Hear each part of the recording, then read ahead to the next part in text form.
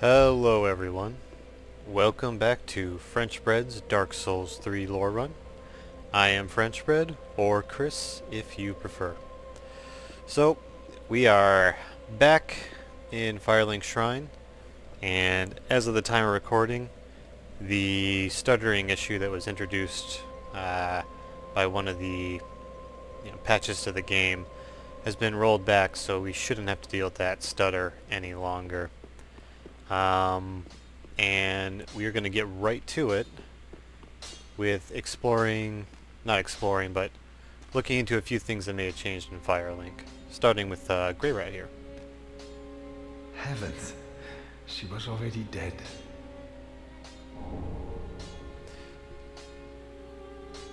Heavens. So, I suppose Grey Rat was more affected by the death of Loretta than he first let on. For the time being, he seems inconsolable, and we can't use him as a merchant. But we will revisit him in just a bit, give him a little bit of time to adjust. I'm also, before we head back out to the Undead Settlement, gonna see if Ludlith has anything else for us. Fret not, fret not. My feet are here firmly planted. For I am a lord, and this is my throne. Listen, this might pique thine interest. Before I was a lord of Cinder, I was a student of transposition, the process of extracting and coalescing the essence of a soul. A forbidden art that once left a foul stain upon Corlin's honor. 'Tis an art that grants powers once thought unattainable. Most transposing kilns were lost with Corland, but this place is a crossing for all manner of cursed objects. If thou happenst upon a transposing kiln, bring it to me, quick. Listen, before the move. Alrighty, so he did have something new for us, and that is a series of interesting points, wasn't it? Used to be a student of this art of transposition, which I don't know about you, but seems like a little bit of a shady practice to me, the coalescing and transposition of souls. That sounds really like risky business to me. Now. Furthermore, it might seem like a stretch at the moment, but his comment about this place being a crossing for all things cursed kind of lends a little bit of credence to that idea of a world convergence theory where various aspects of the land are being drawn together here in Lothric. Now, let's go through some of the items we picked up last time, but I didn't get around to checking the descriptions of. The charcoal pine resin temporarily applies fire to the right hand. Used in the Undead Settlement to preserve undead bodies after dissection and to bury them. So, used in a funerary rite? I'm not sure how. I guess the charcoal itself is what was used to preserve them, and it has also the property of being able to be set alight. Nothing of particular note there. Alluring skull, a skull resplendent in the scent of souls, prepared by evangelists of the Cathedral of the Deep.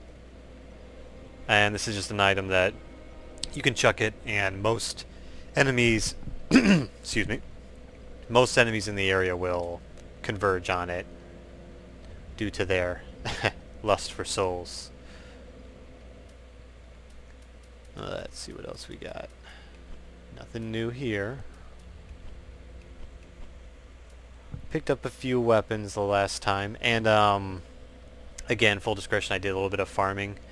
I went and farmed the Fat Minister 2.0 enemies because I wanted to grab their weapon and like at least one piece of their armor for the lore. I also went back and killed a few more of those winged knights trying to get their weapon to drop. And this time I was successful. So let's move down the list here. Spiked Mace. Choice weapon of the Evangelists of the Cathedral of the Deep. Mentors of the Dwellers of the Undead Settlement. That's a lot of ofs. Its long, sharp spikes cause great pain and bleeding. So this confirms for us that what I've been calling the Fat Ministers 2.0 are evangelists from the Cathedral of the Deep, which you'll recall Hawkwood, the crestfallen warrior, told us that was the location that Saint Aldrich was kind of stuffed once he acquired the predilection for eating other men. And we theorized that sacrifices were being sent from the Undead Settlement to the Cathedral of the Deep. Right here, the four-pronged plow is that pitchfork weapon that we were seeing some of those undead use in the settlement. Nothing of particular note, but it is interesting that it was specifically shaped like a fist. And here we have the Winged Knight Halberd. This is obviously that item I was talking about that I farmed quite a bit for. Halberd wielded by the Winged Knights, who swore themselves to the angels. The thick, heavy, blood-stained blade can only be swung by one with human strength. So that right there, who swore themselves to the angels, that seems to be, we can assume, the crux between the conflict between the Winged Knights and the Lothric Knights. And I get the impression has a whole lot to do with the situation in Lothric Castle right now. It's got a whip. Not a whole lot to say here. It was never intended for use in combat, but it's formidable against enemies with exposed skin.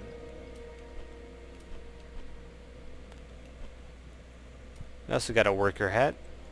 Hat worn by inhabitants of the Undead Settlement. Official attire for the dissection and burial of undead.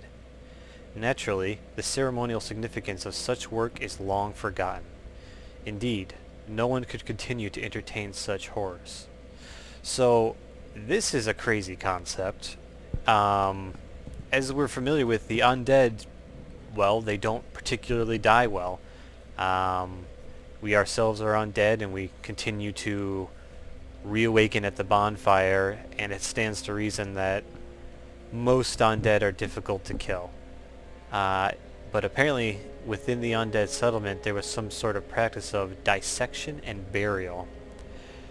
I have to wonder if these dissections and burials occurred to undead who were, well, not actually dead. Perhaps this was a misguided way of trying to combat the curse.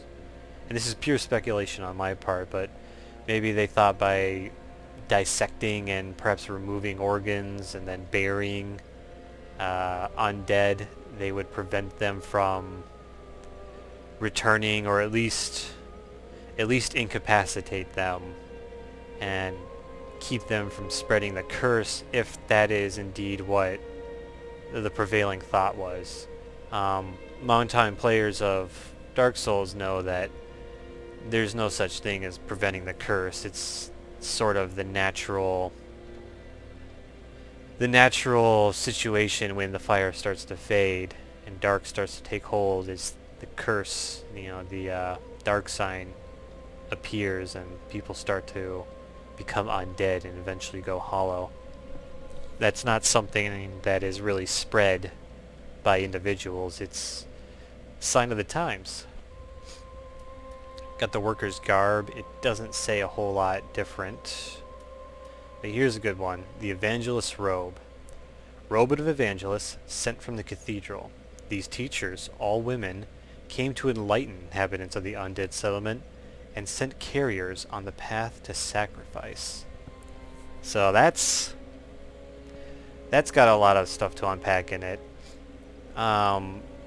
Enlighten the inhabitants of the Undead Settlement. So I wonder if that practice of burial, however horrific, was status quo in the Undead Settlement. And I do have a reason for thinking that, and we'll encounter that reason when we encounter that area's boss.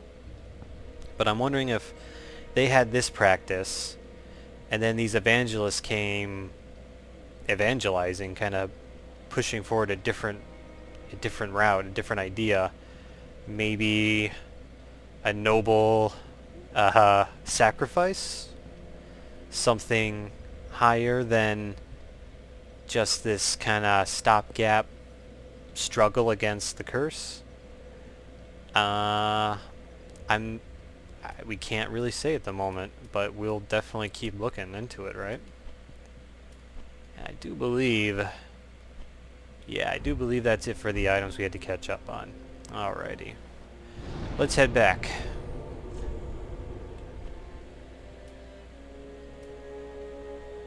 Yeah, the dilapidated bridge is where we left off.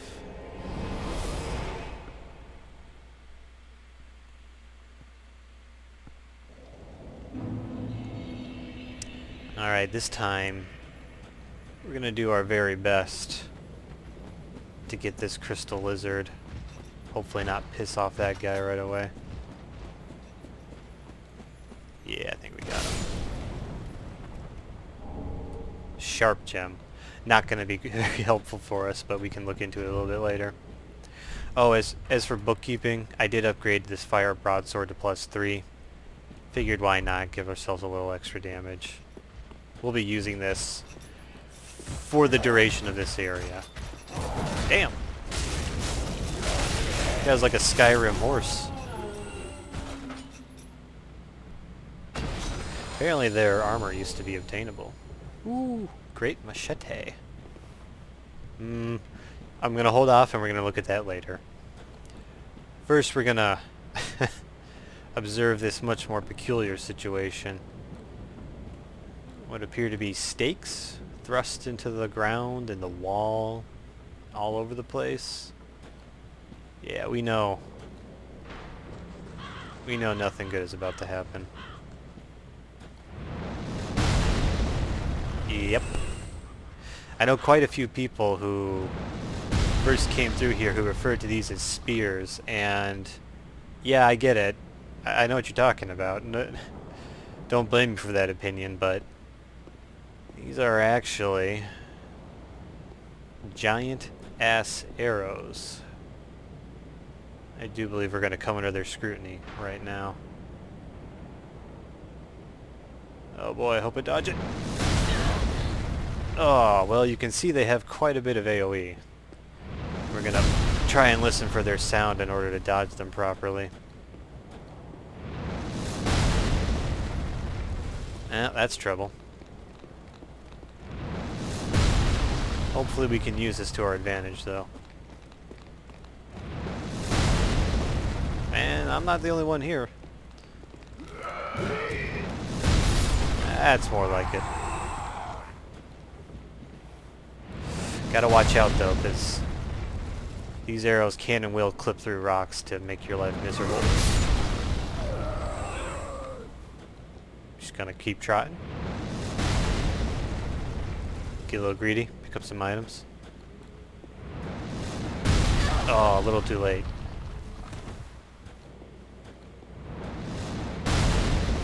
Alright there, just as soon as that sound's starting to fade. You want to do your dodge. We see you up there. Well, we kind of use it to our advantage. That'll do. That'll do, pig. I'm not hearing anymore. I think he's stopped for the moment, which means we're going to take a chug or two. Hopefully make use of this reprieve. Cleric stuff, you saw we got Mortician's Ashes. Those are an important... The ashes are important items for our progression through the game. We gotta get back into the shit here.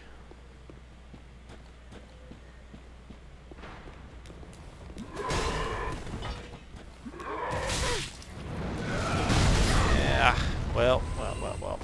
Take what we can get. Oof. Yeah, that jackass would have tried to block our way into here. Sorry about that. Oh, not as sorry as I am about that, though.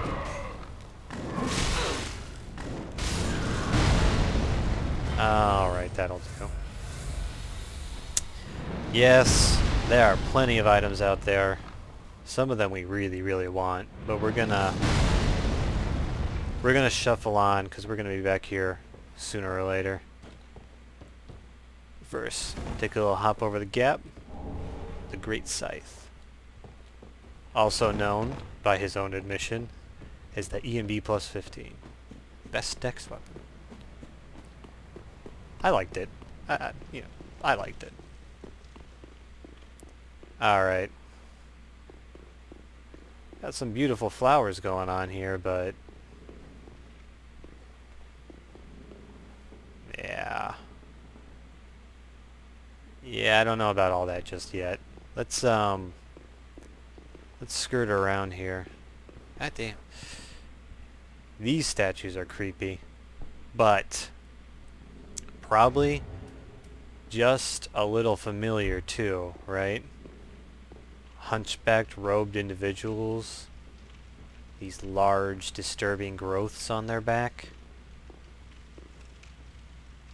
I wonder if our friends from Londor aren't using their shells to conceal something like this, or restrain something like this.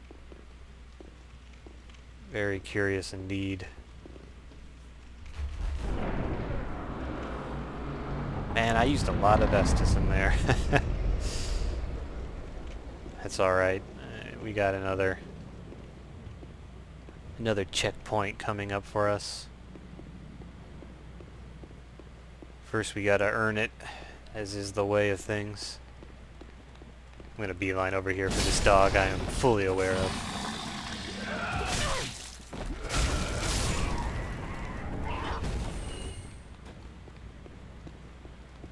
Nah, you didn't get to walk away. You might drop your mallet for us, right?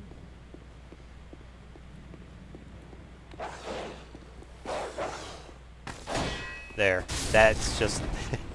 that's the laziest way to deal with dogs and the best way to deal with dogs. At least when there's only one to worry about. Take a look up here. We know nothing good can come of this kind of structure, right? Like a big dude there. Item hanging from there. Something else entirely hanging from there. Actually, that's going to be more exciting than it usually is for me when I play through the game. And you'll see what I'm talking about. Hey, free item.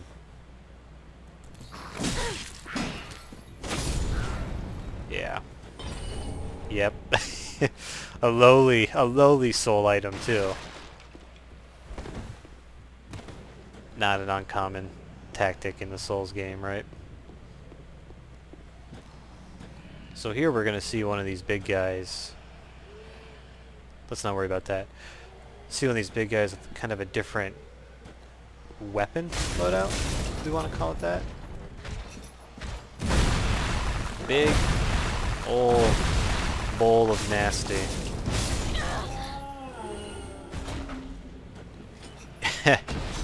I say he's got more than a pound of flesh. Oh, rubbish, thank you.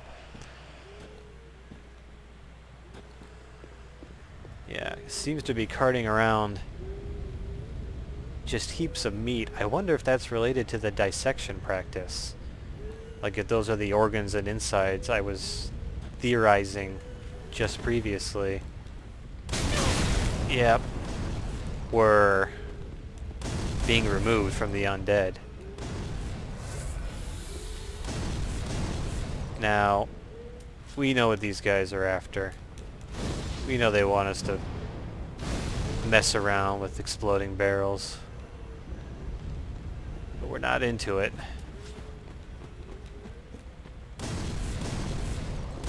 Crossover, we can kind of tell that over that way is where we were just a little while ago, where we started. And we went over here and worked our way around. So this is conceivably an alternate path, yes? Especially because it does not open from this side. Another caduceus round shield, long shield. For those who did not start Pyromancer and wanted a bad shield of their own. But yeah. Okay, I guess I'm in their range.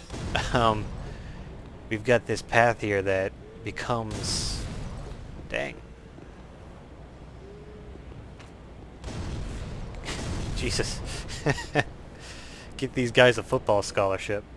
We have this path here that becomes obvious after you approach it from a different angle. Cut this guy down real quick. Throw back our last flask. And... Nope, that... Sorry, that did not work out the way you were hoping. And a Titanite shard. Won't say no.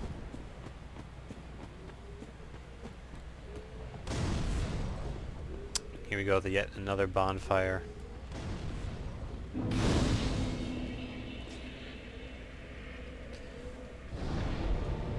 Let's pop a squat here and briefly move ourselves back to Firelink Shrine.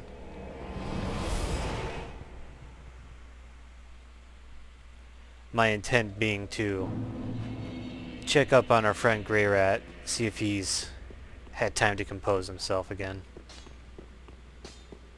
Sure seems like it.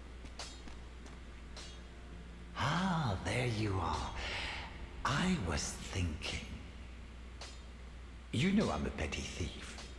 Well, perhaps I'll go on the prowl. Everyone's dead or hollowed away anyway, right? So I might as well fetch some weapons or treasure for you. Well, what do you say? I am all about this plan. Thank you. You will not be disappointed. Grey Rat the Thief was once a well-known name. Until I ended up rotting in a cell.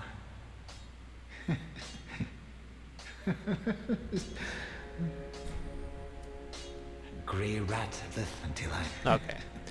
Nothing new to say there, but as his dialogue implies, he will be departing us for a while once we leave Firelink Shrine. I'll just give a quick look. I'll buy a few more firebombs for myself. And a few more knives. And I think that'll do us. Goodbye. I will leave for some time. So long for now. Do stay safe, you hear? Or my efforts will have been for naught.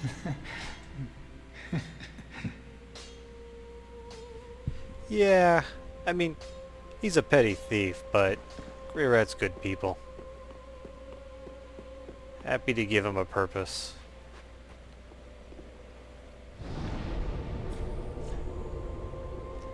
Alright, let's head back to this location.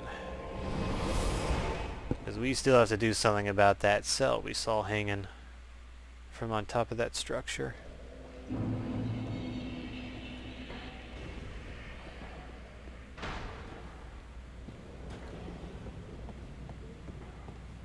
So as you can see, we head through there and we can loop around up on top to the roof. And I'm going to stubbornly do this again with more success. Partisan. That is a spear with a broad tip. Good for slashing, they say.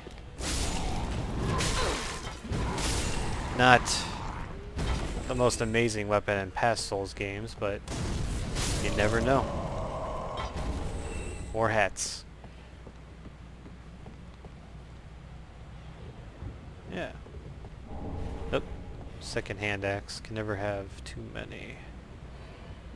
Aha, unkindled, are we? Welcome to my abode. I am Cornix, An old pyromancer. A crow in his cage, as you see now. But here we are. An encounter for the ages. I hear the unkindled make for fine vessels. You've been dabbling in pyromancies, it seems. Well then, care to learn some pyromancies from this old man? Absolutely. Most wise. A chance encounter should not be squandered. To reiterate, I am Cornix of the Great Swamp. The pleasure is mine. Remember the name, right? Alright, that's pretty awesome. Usually I don't play any a caster of any sort, so I recruit him as a matter of course, but I'm excited to have him this time, since we are indeed dabbling in pyromancies. Ah, shit! Ah! Right. I got a little too satisfied. A little too happy with myself. Hey, I wonder if we can't take advantage of this situation.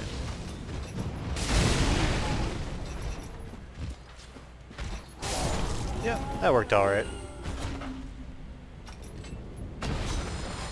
Nothing. Alright, as I was saying. Just a crappy soul. This dude, which we cannot lock onto, meaning he is, for the time being, not hostile. Seems like a trap though, right? Fire clutch ring. Nothing? It's a little test for me too, because I've never not, unfortunately, ganked this guy. Seems content to let us go. I'm good with that. Alright. I know we got the big enticing thing going on over there, but first I want to explore in this direction for just a bit. Yeah, thankfully it looks like that evangelist is not heading our way. Wouldn't want to deal with her on top of everything else we're going to deal with here. First things first. Dag. Dag handled. Let's descend. And I am sorry that there's not a ton of lore to talk about right now. It's more me commenting on the gameplay, but that's just the nature of this area. Kestis, whichever. I mean, you guys know it's locked. And through the fog here.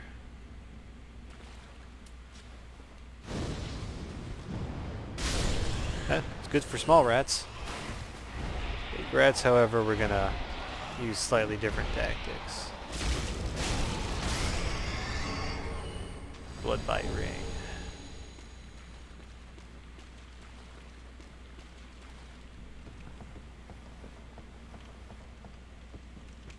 And here we can open up a shortcut to the bonfire by the dilapidated bridge, in case we have use for that. No items up here. No way through that gate, so we're going to double back.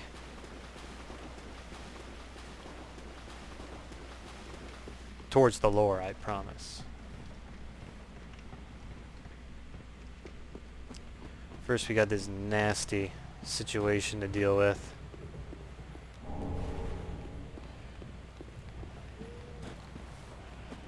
I feel like this guy expected more of the cavalry to come with him.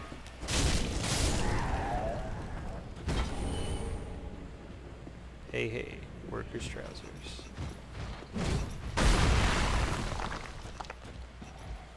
Yep, please hurry up.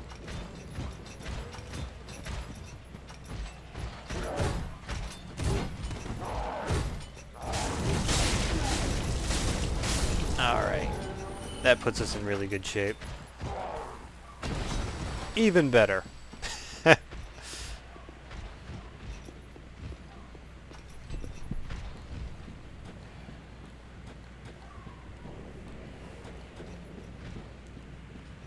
Steal the one over here as well. He wants to keep hold of his bowl. Not that I blame him. It's a pretty gnarly weapon.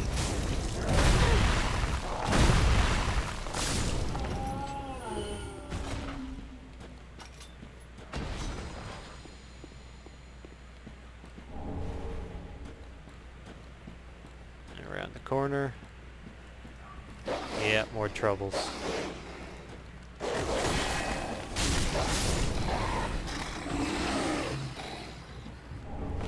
The alluring skull. Oh shit, that one's alive.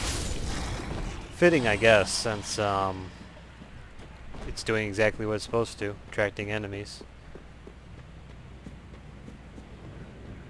Right here we have that tower of note. Oh, I need to back up a bit more, but let's see. I'm sure you were able to see there. Our would-be artillery there. Hopefully we can do something about that.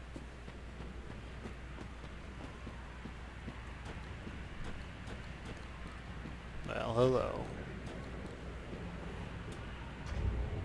This guy looks like a badass.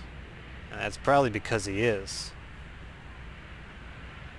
Any longtime Souls player is going to get pretty strong Garl Vinland vibes from this man. It's not exactly a squid-headed helm, but still distinctive enough, right? Let's give him a nice chat. Actually, before we do, this is something that was brought up to me. Let's jack the voice up just a little bit farther. Another one of those unkindled, are you? All you faceless undead, behaving as if you deserve respect. No matter. Heed my words. If you've any sense, you'll go find a coffin to huddle up inside. You, here, in this land of hollows.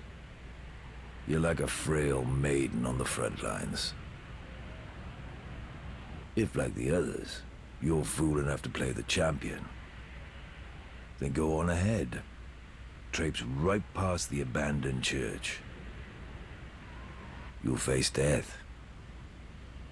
And it won't be pretty. Enough death to leave you broken. Time after time. Yeah. Wonder if the church he's referring to is that structure we encountered previously, or this Cathedral of the Deep we keep hearing about. If, like the others, you're fool enough to play the champion, then go on ahead. Traipse right past the abandoned church. Hopeless. The whole lot of you. Like little moths flittering towards a flame. That line, like moths to a flame. It's not exactly, I mean, it's a familiar saying, I think, to most people, but as far as the Souls universe goes, this line was also uttered by Lautrec the Embraced, an infamous knight from Dark Souls 1. And down here, oh me, oh my. Does not open from this side. When I first played through the game, I couldn't believe my eyes. I thought, oh my god, is that the Firekeeper from Dark Souls 1? Or is that somehow Rhea? Also from Dark Souls 1, a cleric of Thurland? Well, let's see if our devilish looking friend has any more information on that. You like poking around in cells, do you? How very genteel.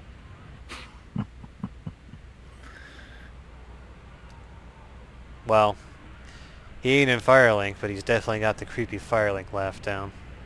Ah. Taken an interest in her, have you? Well, she's a lost cause. Couldn't even become a firekeeper. After I brought her all this way and got her all ready. She's beyond repair, I tell you. The woman's a lost cause. Couldn't even become a firekeeper. She's beyond repair, I tell you. Interesting. We will have to come and resolve this a little bit later, but man, I love Devil Bro's voice. He's got a badass voice.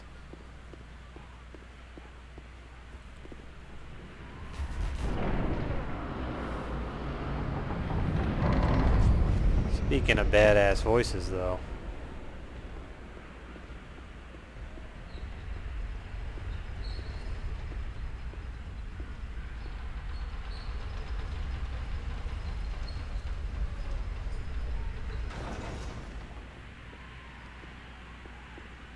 Huh.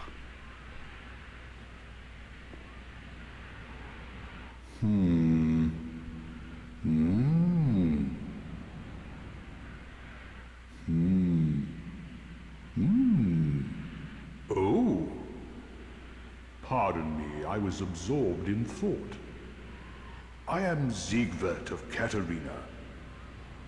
To be honest, I'm in a bit of a pickle. Have you ever walked near a white birch only to be struck by a great arrow? Well, if I'm not mistaken, they come from this tower. Whoever it is, I'm sure I can talk some sense into them. But I have to find a way up, and that's just the trouble. This lift only goes down, you see, and... well, that doesn't get me anywhere.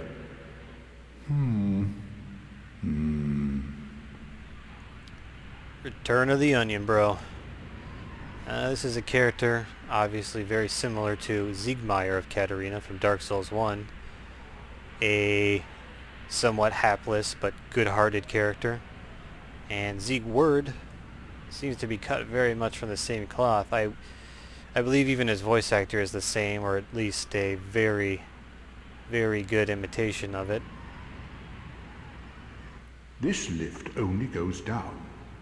But you know, with a little warming up, eventually... No. I've got to use my head and think.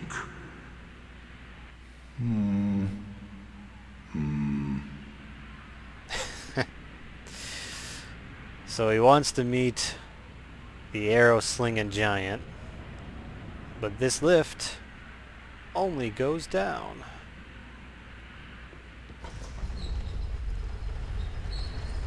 Let's help him out.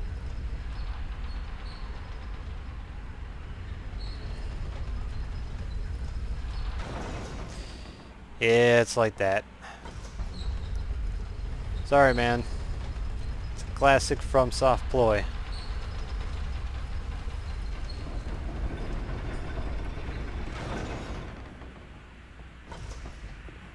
Alrighty. Grab our item and see if we can engage in some lengthy philosophical dialogue with this bow-wielding giant. Who are you? I'll make peace. I help anytime. Oh, well, thank God for that. I help anytime. Negotiations were intense, but I think we managed to pull it off. Yeah, so this guy, as long as we are holding on to this item right here, branch of a white birch received from a giant, apparently as a token of friendship, becomes something that blends into the surroundings, consumed with use. You got the little quotation, good friend, no hit. So there are more of these young white branch items, and they kind of a cool item. You use them and your model will be changed into a random bit of environmental detritus or something like, you know, a barrel or a small tree or something like that, which can be helpful if you're in a PvP invasion situation. You're trying to hide or get the jump on someone.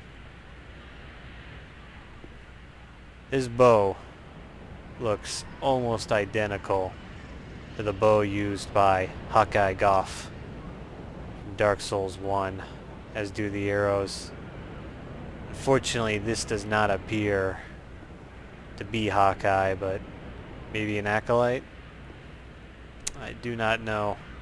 Fortunately, kind giants tell no tales. But hey, as long as we got that branch, he ain't gonna shoot at us, so that's nice.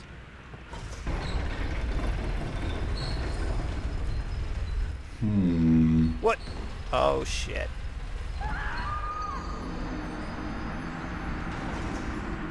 Ahem. You know, this puts me in a very awkward situation. Alrighty. I got a little greedy there. And now I have to pay the price. Simple as that, right?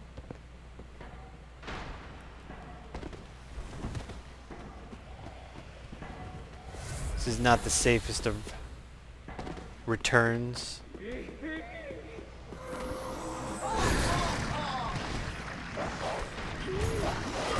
Not safe at all. So I had to get a shit ton less safe. Alright. Let's hustle.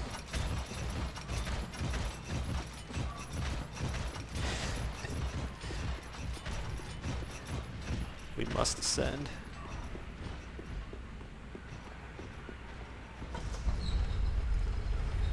Alright, dodge that bullet.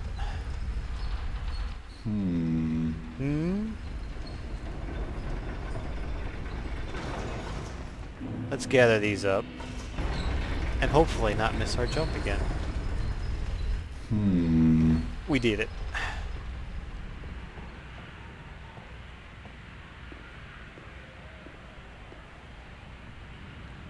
Ah, hell.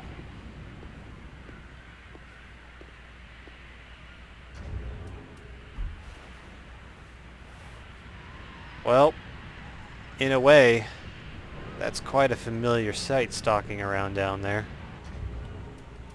We're going to have to get into that next time, guys, because we are running up against the end of our time limit.